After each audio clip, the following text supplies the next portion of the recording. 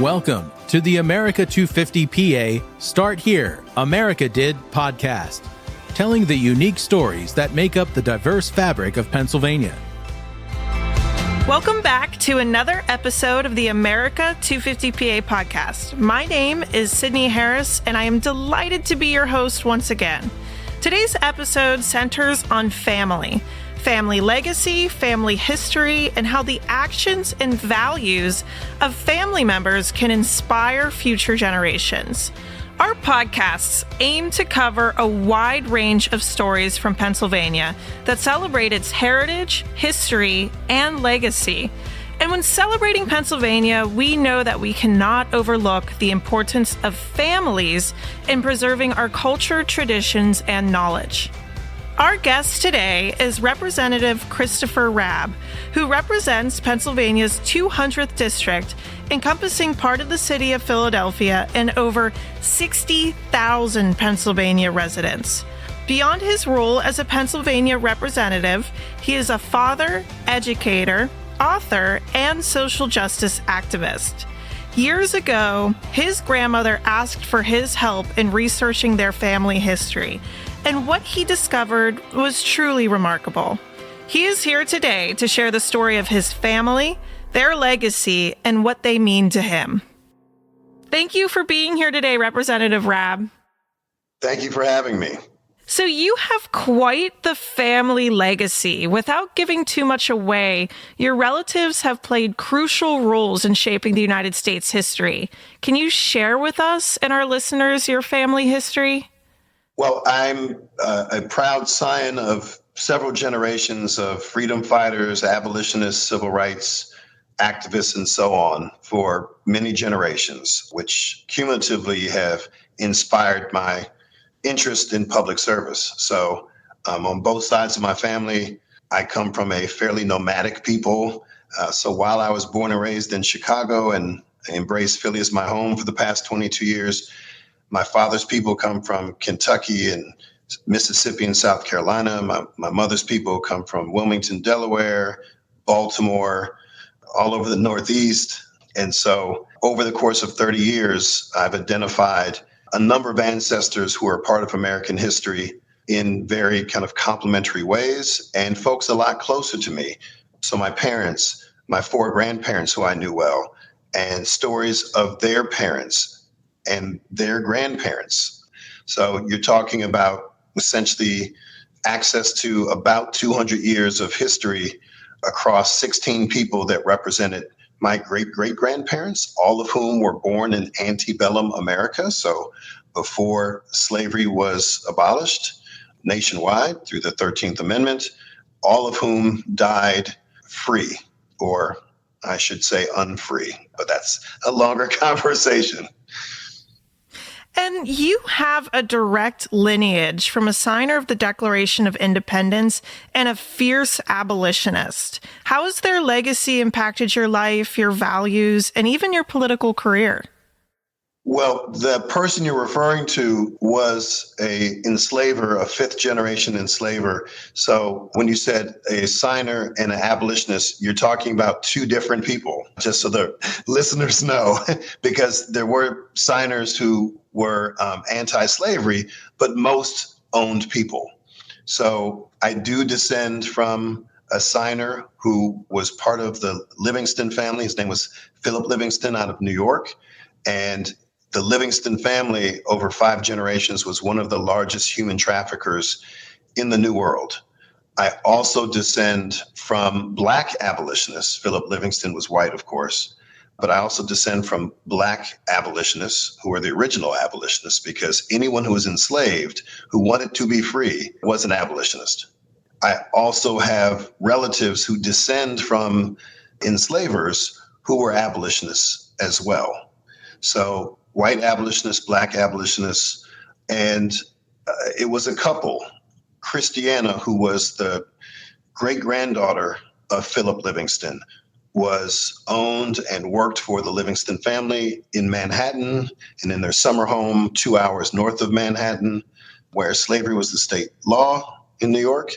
She became an abolitionist, and her husband, Reverend Amos Noah Freeman, was an abolitionist as well and worked closely with Frederick Douglass and John Brown and so forth. And those letters and stories and images have been passed down in my family for generations. And that allowed me to start research for myself and continue research more broadly for my extended family back when I was in my 20s to the present, and I'm 54 today. So this is a long time avocation that has tremendous impact on the work I do as a legislator and as a human being and as a father.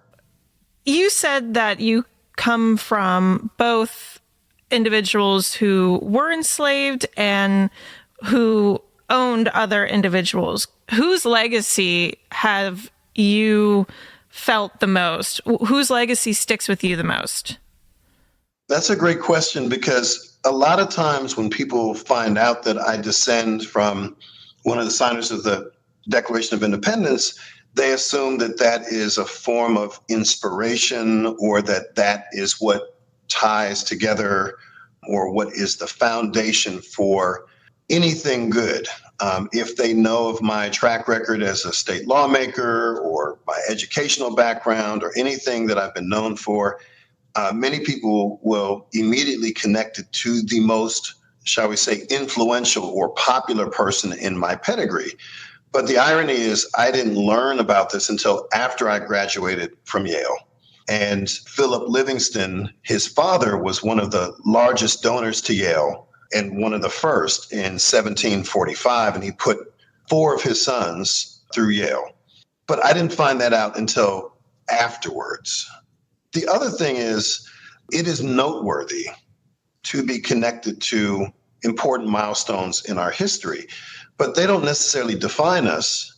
There are bigger contributions that are in alignment with my values, because when we talk about independence, we're not talking about independence as human beings. We're talking about one new proto-nation seeking independence from a colonial power. But for Black people, that's a very different narrative, because the Revolutionary War did not free Black people collectively. And so as a Black person, it rings differently. And as African Americans, as Dr. W.B. Du Bois would say, there's this dual consciousness where we are both American and we are of African descent. So as Black people, we can hold 2 very different truths simultaneously. So one is embracing the idea of the birth of a new nation that offers the potential for greatness, separate from the British Empire. But there's also the strivings of African Americans in colonies that did not embrace our full humanity, and frankly did not embrace the full humanity of women or indigenous people or white men who practiced the wrong religion or did not own land or who were queer. So these things are complicated truths. It doesn't negate the collective genius of the founders to create a democracy unparalleled in our world. But at the same time, it is a struggle, because when you talk about liberty, in the same breath, you're also acknowledging that the extraordinary wealth created by this nation was created by people who were not even recognized in the Declaration of Independence or the Constitution. And that is a challenge. So some ancestors of mine are family and others are mere relatives. They have the same biological influence on me genetically and genealogically, but it is, the example I give is, for those of us who've been around and may have a cousin, maybe a second or third cousin, fourth cousin, who knows, a distant cousin who we maybe grew up with, who we get along with, we really like, we consider them friends, even if we didn't know we were related. Well, that person is family. But if that cousin has a sibling who you've never really interacted with, never got along with, and really have no connection to other than blood, that cousin is a relative. So how we define and parse the difference between a relative and family is important, particularly as it relates to how we connect the decisions, the values, the thoughts of people who came before us to how they influence us today. So there's no meaningful influence that this signer of the Declaration of Independence has on me directly. I didn't grow up knowing about him. There's no connection other than blood.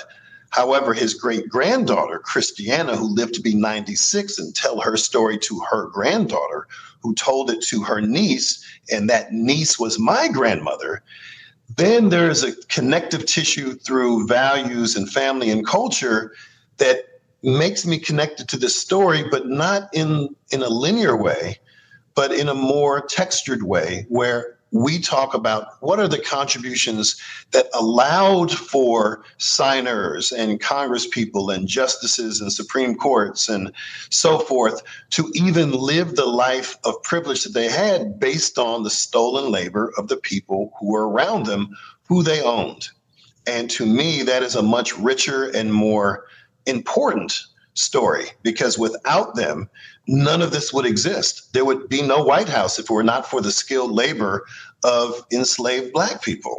My ancestor, Christiana, was the seamstress. She clothed the 1% of New York. So literally, they would not have the clothes on their backs. They would look quite differently if it were not for the skilled labor of an invisible layer of humanity that is not talked about nearly enough, that is a part of the greatness that we should be celebrating when we look back on 250 years of nation building. I am really interested in Christiana. Do you think you could tell us a little bit more about her story? Sure. And, this is a 30-year endeavor where I'm still it's a jigsaw puzzle, and it's a massive jigsaw puzzle that covers generations and nations. So Christiana was born in 1812 to Barbara Williams and Philip Henry Livingston. Philip Henry Livingston was the grandson of Philip the Signer Livingston. And Philip Henry Livingston, after all this research over 3 decades, seems to be an aggressively mediocre human being. He did not do anything other than win the family lottery. He was born into a wealthy family as a man. He married his second cousin, I believe, Maria Livingston, which was very common then for generations. So they descend from royalty, and royalty marries royalty. So even there's a familial connection between then Prince Charles and Princess Diana. They are distant cousins because that type of elitism is born out of the blood that you share. So Philip Henry was born in Kingston, Jamaica. His father, Philip Livingston, fled to Jamaica to the properties that his family owned during the outbreak of the Revolutionary War. So Philip had a ton of children with his wife and perhaps other enslaved women. And one of those sons, the oldest, was Philip Henry. So when Philip Henry came of age, he was sent to New York to attend King's College, which is now Columbia University. And Columbia University originally was created to educate the sons of New York merchants. And merchants is a euphemism for human traffickers, because the most lucrative business in New York at that time was human trafficking through the sale and transfer of African men, women, and children. And so they were very, very wealthy. So Philip Henry got married and at some point brought over Barbara Williams from one of their 5 plantations in Jamaica, from Port Maria in St. Mary Parish. And Barbara Williams was a servant to the Livingstons. Barbara was raped. She was probably a girl. And Philip Henry sired Christiana, who again was born in 1812 and who lived until 1909. So she lived 96 years, a long time ago, when the average lifespan was probably less than half of that age, as a Black woman. And she told her story to her grandchildren, and they've passed it along to this point now. In your research as a genealogist, have you come across any surprising or particularly meaningful discoveries beyond what we've already talked about your ancestors that have had a significant impact on you? Yes. So the beauty of genealogy, which is the study of of your family tree and how you're related to those who came before, you find things so often, and they could be small things, but those small things can lead to more meaningful things. And so over the course of 30 years doing this work, I've stumbled across any number of things. One example that comes to mind is my great-great-great-grandmother, Christiana Williams, was 12 years old working for the Livingston family and living in the basement of this great mansion along the east side of the Hudson River, 2 hours north of Manhattan. And in 1824, General Lafayette came back to the U.S. after working closely with the American soldiers in the Revolutionary War, and he was regarded as a rock star. He was internationally beloved, and Americans loved him, and they came out in throngs as he toured the nation for the first time since the victory of the Americans. And she was among the throng. In fact, she helped prepare the meals and the decorations for one of the parties feting Lafayette, who was a young French general without whose support the Americans might not have won. And so he was revered. He was like Nelson Mandela or, whomever you want to put in there. That's the level of grandeur associated with this man.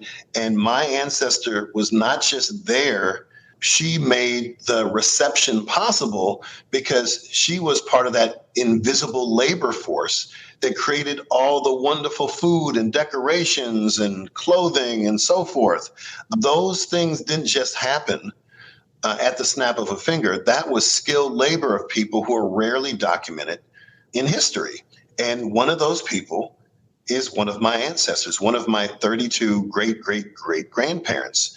And then probably, 20, 30 years later, when she became a mom and an abolitionist, she and her abolitionist husband, Reverend Amos Noah Freeman, had a home in Brooklyn and secreted many fugitives from slavery through their home into Canada.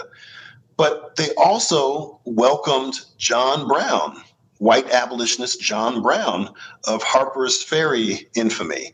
And on his way to Harper's Ferry, he stopped to have dinner with my ancestors. And before he left, he patted my great-great-grandmother, Mary Christiana, on the head before he left for Harper's Ferry. And to think that that moment has been documented in letters and this oral tradition in my family for, 180 years is extraordinary. The fact that I'm able to share this with you today and all who listen is a testament to those who came before me who chose to share this story, whether orally or written, so that we can have a richer understanding of history and our connection to it.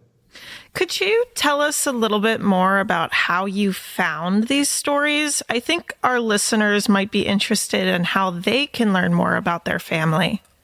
Well, the easiest way is to listen to our elders. And I had the benefit of being at the foot of my 4 grandparents. I lost one grandparent when I was quite young, but the other 3 I knew into adulthood. And so I simply listened to their stories. Now, for a lot of young folks, maybe that's the last thing you want to do is listen to a bunch of old folks talk. But anything you care about is going to be influenced by the trajectory of history on your reality. There is no disconnect between the past, the present, and the future. So whether it's sports or fashion or art or what have you, these things are impacted by the choices that previous generations of people make. And so I just listened to my grandparents and to their siblings. And eventually, when I started doing genealogy, I documented it. I wrote it down. Now, how did they learn things? Well, some of my grandparents knew some of their grandparents. And like I said earlier, my great-great-grandparents were all born into antebellum America, meaning before slavery was abolished nationwide. Some of my ancestors, all of whom were Black, whether they lived in the South or the North, Some were enslaved and some were born unfree. And I say unfree because to be Black in the United States prior to 70 years ago was essentially to be unfree. You were not property, but you were not recognized as a full human being or a full citizen. And so some of those ancestors told stories to my grandparents who passed it down to me. But others wrote it down for those who could read and write and who took the time, documented some of this family history in letters to other family members. Well, I inherited those letters when my grandmother died in 2007, and she held on to those letters that went back as early as 1940s. And in those letters were clues to putting together this massive jigsaw puzzle that is my family tree and family history. And it's pictures, it's family Bibles that have birth dates, death dates, marriage dates, et cetera, et cetera. It's accessing various genealogical resources, which for me began before the existence of the internet, where I had to go to old country courthouses into the basements and dig around and find a marriage certificate of my great-great-grandparents. This is the drudgery of genealogy. The fruit of this are wonderful stories that entertain people at cocktail parties and classrooms. But the real work is piecing it all together. But where anyone can start is by talking to anyone within their reach who knows a little something more than you about a common family. And I always tell people to talk to your elders and to record them because you never know what's going to happen. So you want to record because tomorrow is not promised. And then you can use those recordings and then convert it to writing and to creating family trees and other things. But that's the best place to start. And I have to ask a little bit, of course, about your career. So you represent Pennsylvania's 200th district, which has over 60,000 Pennsylvania residents. And now you have all of this backstory of your family, their values, their work. How has this journey of learning about your family impacted the way in which you represent these 60,000 Pennsylvania residents? It influences everything I do. It influences how I parent. It influences how I view citizenship. It most certainly influences how I lead as a public servant in the largest full-time state legislature in the country. And my district is just about 7 miles from Independence Hall. And so I'm reminded of the sacrifices, of the collective wisdom, of the hypocrisy, of the tirelessness and resilience of folks who sought to create something new and to understand that this is an experiment, that this is indeed an imperfect union. It was very imperfect in 1776. It is imperfect today, but as long as we're moving in the right direction, then that inspires me to continue to do the work. And sometimes we are moving in the right direction, and sometimes we regress a little bit. But I have a solid foundation. I come from generations of people who believed in social justice, who believed in the full humanity of everyone. And that is something I take to work, something that I take to heart every single day. I also know that if those who came before me, ancestors who were born as property to their own biological fathers, if they could do things of consequence for the benefit of humanity, I have no excuse to do anything less. That is really well said. And so my final question for you today does have to do with the 250th anniversary of our nation in 2026. So to the listeners, and especially to our younger listeners, could you tell us why you think it is important to uncover the truths of all of our history and the lives of our ancestors? There is no disconnect between the past, the present, and the future. We cannot really understand the reality in which we navigate without understanding the choices of those who came before us. And there's a very big difference between history and the past. The past is a fact. History is how we choose to process the past. And so we can indeed change history by how we talk about what has already occurred and whose contributions we seek to value and what we seek to learn from the past. That is the power of history. History is the story of the past, and we have to collectively redefine and reimagine the history by acknowledging what has happened, the factual things that occurred, and also the implications of those contributions and what those implications and what those contributions from the past, how they connect to the choices we make today. We have a greater obligation beyond just celebrating history and key milestones that represent the potential for who we are as a people, as a nation. But we also have a commitment to atone for those missed opportunities to do what is right, because we can always improve, and we can't improve unless we learn and teach the full history, warts and all. And in so doing, we become stronger. If we pretend that the wounds of the past are not carried into the present, we're fooling ourselves. We can only be stronger as a nation and as a people and as a society by acknowledging those wounds and seeking to heal ourselves, because only when we heal can we grow stronger.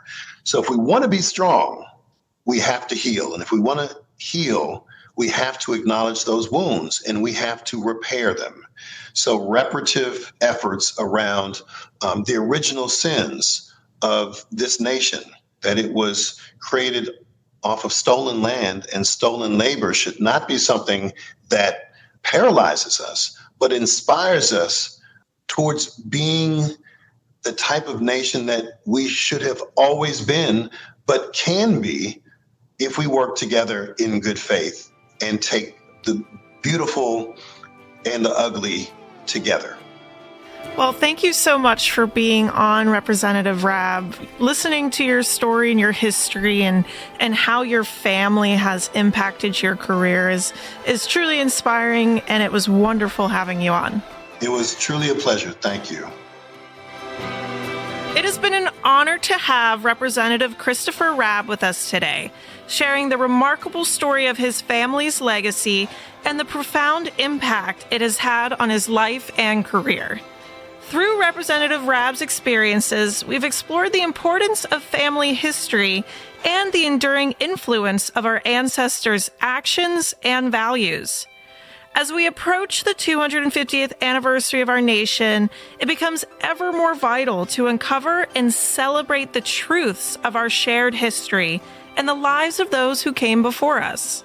We hope today's discussion has inspired you to delve into your own family's history and to appreciate the cultural and historical tapestry that makes Pennsylvania and our nation so rich and diverse. Thank you, Representative Rabb, for sharing your story with us. And thank you to our listeners for tuning in. If you are a repeat listener, your support means the world to us. And if this is your first episode, check out more of our stories on our website's podcast page. Until next time, I'm Sydney Harris, and this has been another episode of the America 250 PA podcast.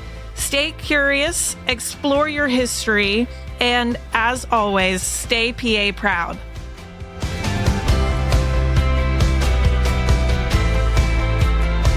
Hi, everyone. I'm Cassandra Coleman, Executive Director of America 250 PA. Thank you so much for listening to today's podcast. We encourage you to learn more about America 250 PA and send us your podcast ideas at america250pa.org. This has been the America 250 PA Start Here, America Did podcast, produced by Commonwealth Media Services. Stay tuned for more epic Pennsylvania stories at america250pa.org.